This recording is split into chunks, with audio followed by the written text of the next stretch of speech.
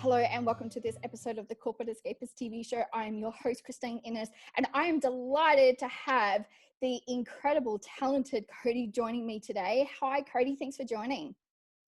Thanks for putting this on. I really appreciate the opportunity to be able to share with people's audiences, and I've created podcasts in the past. I know how much time, energy, and effort that is put into it. So I really appreciate the opportunity to be able to share with your audience. So thanks for putting this on.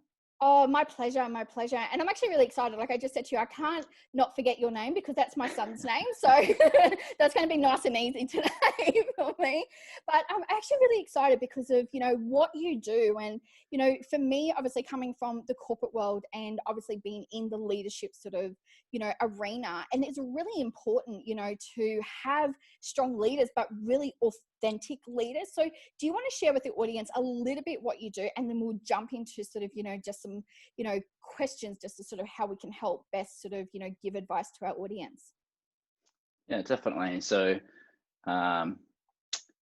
what I do is I do leadership coaching based on people's epigenetic expression. So basically what we do is we run people through a test to understand how their brain works so we can allow them to lead as effectively as possible. As soon as we understand how someone's brain works, we can understand what leadership style is going to be best for them, and we can also determine if they're in the right role for them as well. So what I'm committed to creating is what I call like this superhuman society where everyone lives from their unique innate gifts because they have their foundational needs met, so they can live from their highest needs of growth and contribution, so they can live this life of deep fulfillment. And when I was more of a corporate role, I was traveling around the country and all of these different things, and I had more success than I'd ever had. And yet I had this experience where I was driving down the Gold Coast highway and I had tears streaming down my face and pulled up to this set of traffic lights and thought if I just drove out into traffic, I could get taken out by a truck, my life would be over, and it wouldn't look like a suicide. And that was a pivotal moment for me. It was a pivotal moment for me to start to realize, okay, cool. All of the trappings of success are not really all they're cracked up to be. And I realized in that moment that I just wasn't really fulfilled, which has created this massive shift and tangent in my life to be able to just focus on sharing how to get fulfillment for every individual person, because each person will get that in a completely different way, whether that's in a corporate capacity, in a coaching capacity, all of these different areas. The core focus of everything that I do is creating that deep sense of fulfillment for every single person, for what that means to them, because it's different for every person. So that's a bit about me. No, I absolutely love it. And I think it is so needed right now because obviously, especially in 2020, with so much that we've happened and, so many ups and downs that we've had, that people are really starting to reassess and actually thinking about what is actually fulfilling them. And, this is why I started the Corporate Escapists, because I want people to follow their passion. It's not all about you escaping corporate and starting your business. It's you just really being in your zone of genius, what makes you fulfilled so that you can live your best life. And it's sort of your roadmap to your life, opposed to what is sort of expected, from society, from family, like all those different, social media sort of things that come in play with it. So I really think what you're doing is, really essential right now. And people are starting to really reassess where they're at in life. Yeah, 100%. And right, that's what happens when something like this in the world starts to shift. Everyone starts to question things, which is this amazing opportunity for people to really go, okay, is this really actually lighting me up, or is it time to make a shift? And I love what you're doing in that, allowing people to determine, okay, well, is corporate the thing that is actually going to fulfill me? And some people will say yes, and some people will say no, and they can make that shift. And now is the perfect time to really question all of those things to determine, okay, well, if I was going to live a life that truly fulfilled me in every area, what would that look like? Is it what it currently looks like, or do I need to be able to make some shifts? So that questioning becomes critical for us to actually start to create that shift and actually start to take awareness for where we're actually at. Most people don't actually reflect back and go, okay, cool, I've been going down this path for a long period of time. Is this actually the path that I want to be on? And when there's more people like you sharing your message of just allowing people to question that and determine, okay, cool, well, how do I create that exit? How do I shift paths? How do I do that? Like, that creates this capacity for people to start to really look for what they're actually looking at experiencing, which is that life of fulfillment as well. So it's amazing. Yeah, no, absolutely. I totally agree. And you just hit on something that I literally was just writing about the other day, which is all about reflection, because I feel that for us to set goals and, as we come to the new year, a lot of people are setting, New Year's resolution, new goals that they want for their life, that we really need to reflect back because, first of all, we need to see, maybe what goals we had previously set, what has worked, what hasn't worked, because things change in life and our goalposts change, but also too, we change so much as a person as well. And I don't think that we take that into account as personal growth comes into it, that it does also move us into a different pathway. And we may not be in alignment of where we were, 6 months ago, 12 months ago, to where we actually can see ourselves going forward. Do you really find that as you start working with people that they don't reflect back, but when they do, they can start to really recognize that that's okay to change the goalposts? It's okay to, shift directions. Yeah, 100%. I love, there's a study based on the RAAF and their mission completion rate, and they have a 94% mission completion rate. And the reason why they have that is for one specific reason, and it's debriefing. To actually go back and review what they just did every single time religiously, to go, okay, cool, what worked well, what didn't work well, what can we improve on, how can we create these shifts, is this the right course of action, am I going down the right path, to actually create this feedback loop. And when we look at like the advancement of technology, there's feedback loops throughout all of AI, and yet personally, we often don't have a personal feedback loop. So when I'm working with people, I call it game review. Every single day is a game. How did you play that game? Did you win that day? Did you end up with a draw, or did you lose? What were the core things that you went through? What did you learn? All of these different things. You got to create this feedback mechanism to determine, am I actually on the right path? Because what most people do is they live their entire life going down this path of corporate or whatever it is, that they just get lost in the monotony of everything without realizing and putting their head up and going, is this the right path? So I use that a lot, especially with people in the corporate context when I'm consulting with 7 and 8 figure companies as well. So 100% agree. Yeah, I think it's really critical. And, obviously 2020 has been definitely a year for reflection for people.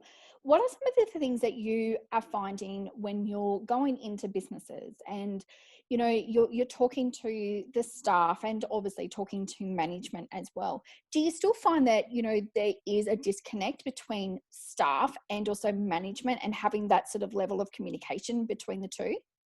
Yeah, 100%. The core thing that I notice when I go into any company or even in any relationship is the core breakdown is communication. And one of the core things that creates miscommunication is the distinction that what's said is often not what is heard and understood. Because what happens is everyone communicates in a different way. And when we test people's epigenetic expression, we can understand how they actually communicate, because even through time, some people communicate through the present, some through the past, and some through the future. We understand how they communicate, we can communicate how they listen. So then what is said is what is heard.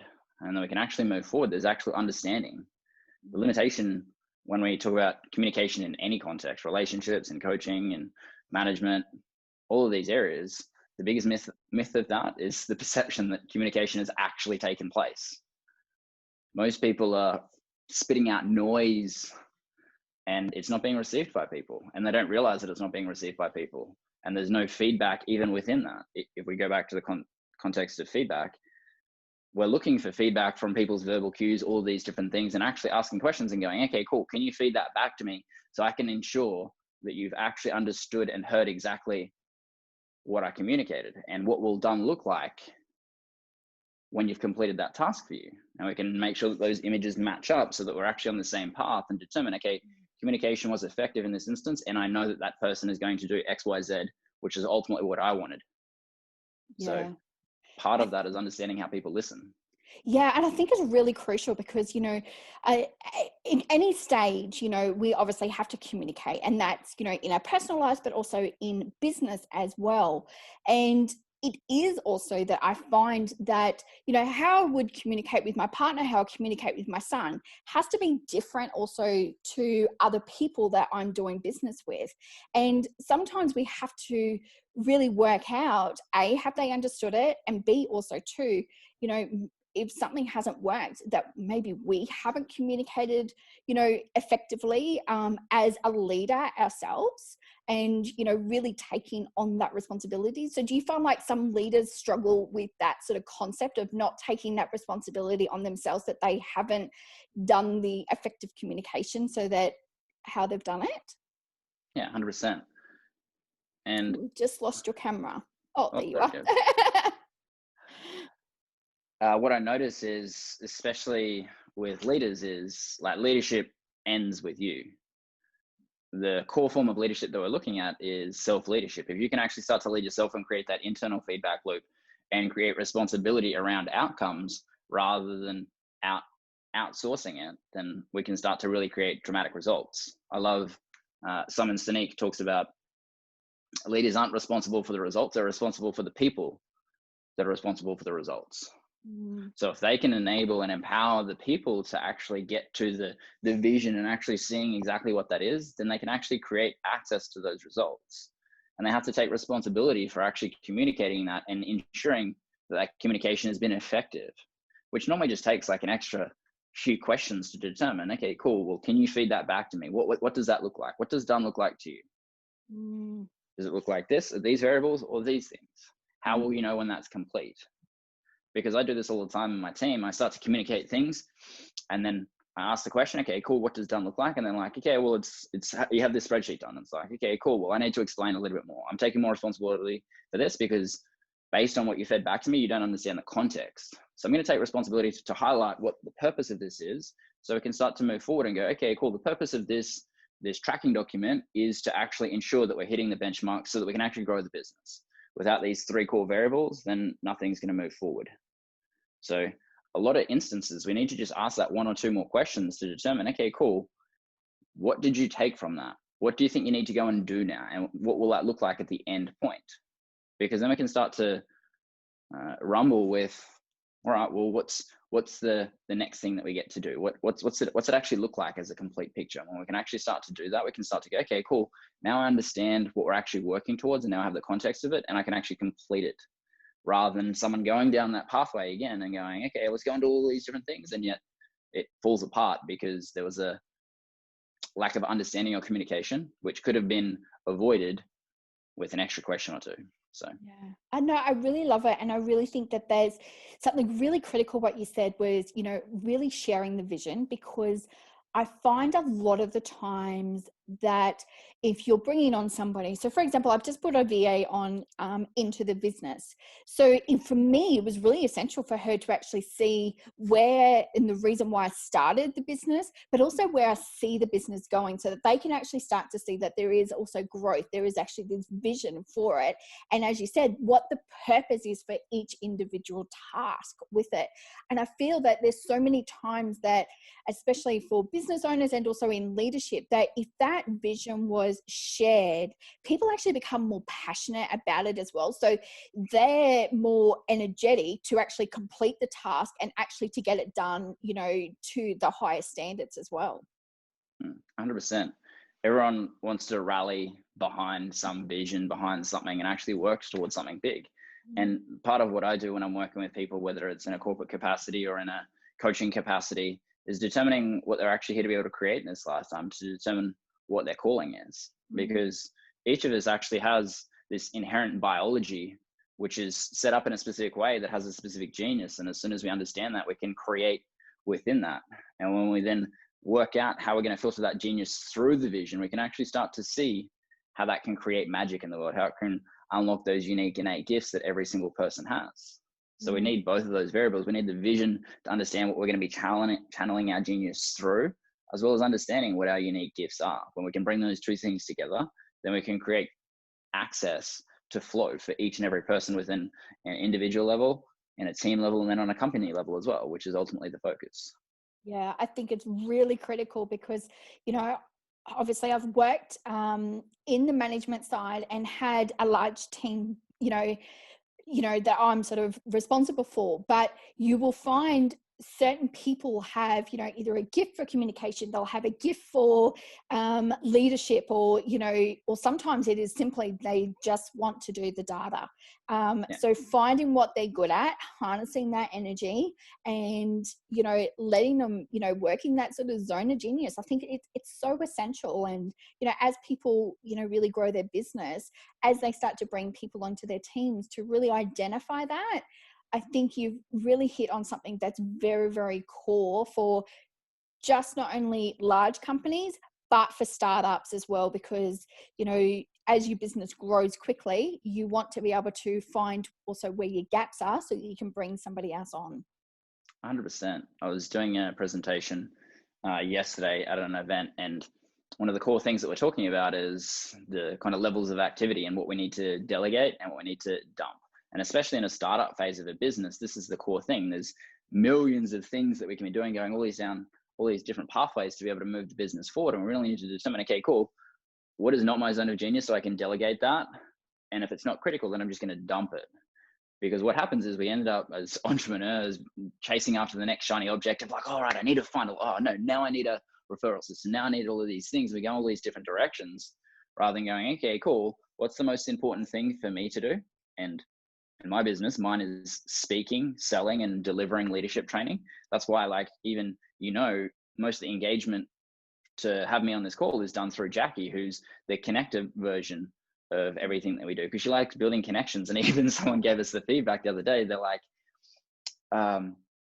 really love what you guys do. And Cody seems to be more about the genius, about the leadership stuff. And you're definitely the connection piece that lights everyone up and does all of the fun things with it as well. And it's like, yep, that's the perfect combination, because we're both in our genius in that instance, so that we can both move forward and grow in that way. And the more that we can start to go through and even have like an activity audit and go, okay, cool, well, what is actually critical? And then beyond that, what do I need to delegate out of that because it's critical? Or what do I need to dump and just get rid of? And we can start to do those things, especially for startups, if people are just creating that transition from corporate.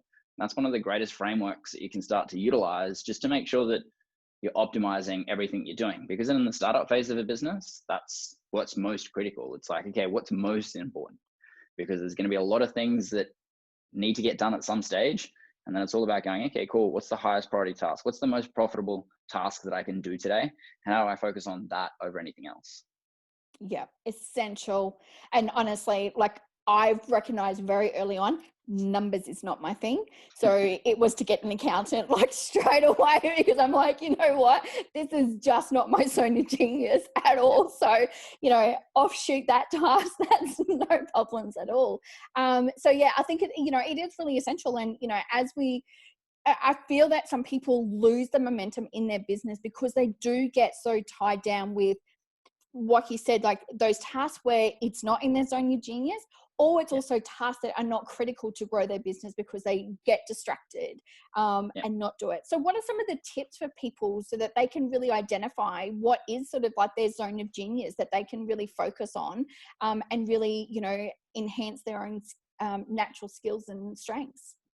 Yeah, so the way that we do it is we test people's epigenetic expression to understand how their brain works, so we can instantly determine, okay, cool, this person has more of a predominance of dopamine running through their system. We need to create more achievement-based tasks for them. And one of the core things that we look at is a lot of people are doing the right things, but at the wrong time. There are specific times throughout the day based on your epigenetic expression that determines if that's the optimal time to do it. Every single person has a specific peak of testosterone during the day, and you're better at sales when you have a peak in testosterone. So we can understand those things. We can actually optimize our day to get the most out of every single day by just changing the timing that we do certain activities based on that. So we have a genius around timing, and then we also have a genius around, okay, what is my brain set up for? What is my body set up for? If I have a nervous system dominance, that means that I'm going to be much more high functioning. I can be in a beta brainwave frequency much more than other people. If I'm driven by oxytocin, then I need more connection. I need to be able to talk to people much more. So one of the core differences between me and Jackie, my partner, she is driven by oxytocin. So she needs to develop trust. She needs to develop connection. So she engages with people. Whereas I like challenge. I'm driven by adrenaline and testosterone. So that means that speaking lights me up. It gives me more energy. Whereas for her, there's a mechanism of that. It's just not the same though. I also have that highly analytical brain which can get to the core of issues super quickly. So it means that I can coach extremely effectively. I can lead people extremely effectively because I can determine what's really going on under the surface. And that's just based on the different parts of my brain that are more dominant than other people. Everyone still has the same parts. It's just the ratio in which they have predominances for. And as soon as we understand those things, it just becomes so quick to understand what your genius is and how you can actually start to channel that in what you're here to creating, whether that's through your vision or the vision of the company that you're working for. It just becomes a fast track to actually learn what that is for you and create that deeper level of awareness for what you're creating and how you can do that where it lights you up the most. So yeah, I love it. I love it so much. And, you know, obviously stepping from the corporate world into having, you know, my own business, I really have noticed that there are certain times that I am more optimized.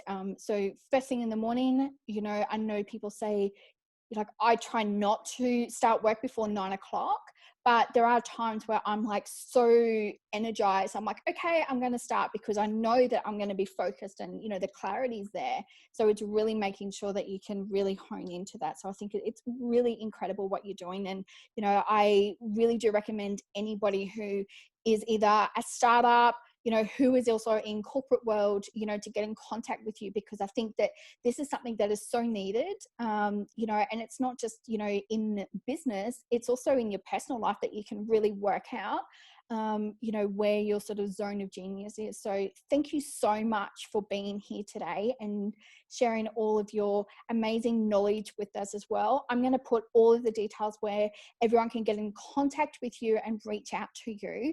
I want to ask you just one last question, though. What has been the biggest learning lesson that you've had this year in 2020? my biggest learning lesson, leadership is the balance between challenge and support.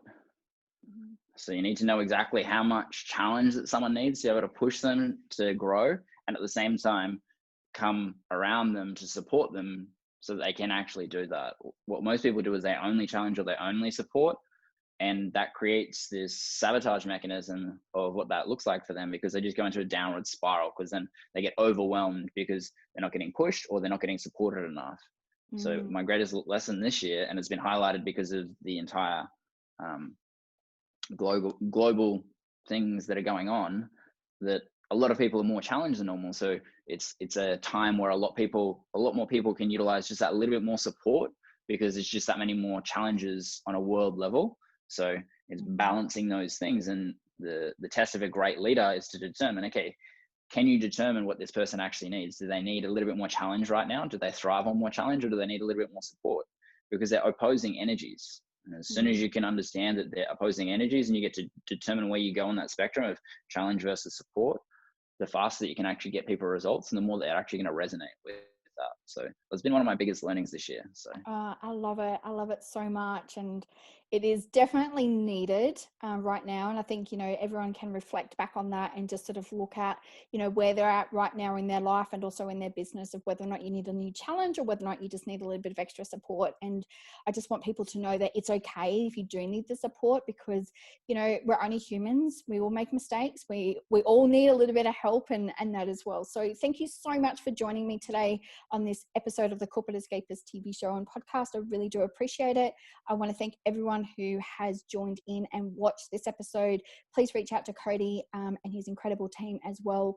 And I will put all the links below where you can reach out to them. Remember to follow your passion and to live life to the fullest every single day. Love and light to you all.